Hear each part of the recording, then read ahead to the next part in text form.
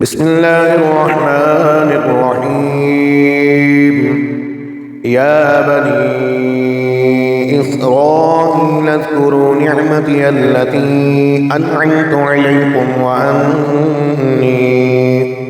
وأني فضلتكم على العالمين. واتقوا يوما لا تجزي نفس عن نفس شيئا ولا يقبل منها عدل ولا تنفعها شفاعة ولا هم ينصرون. وإذ ابتلى إبراهيم ربه بكلمات فأتمهن قال إني جاعلك للناس إماما قال ومن ذريتي قال لا ينال عهد الظالمين. وإذ جعلنا البيت مثابة للناس وأمنا واتخذوا من مقام إبراهيم مصلى وعهدنا إلى إبراهيم وإسماعيل أن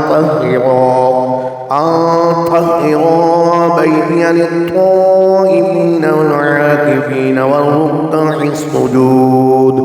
وإذ قال إبراهيم رب اجعل هذا بلدا آمنا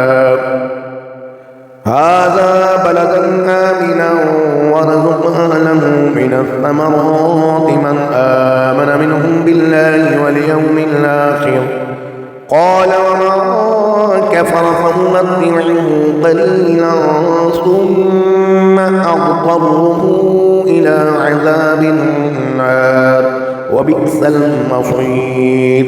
وإذ يرفع إبراهيم القواعد من البيت وإسماعيل ربنا تقبل منا إنك أنت السميع العليم ربنا واجعلنا مسلمين لك ومن ذريتنا أمة مسلمة لك وأرنا مناسكنا وتب علينا إنك أنت التواب الرحيم.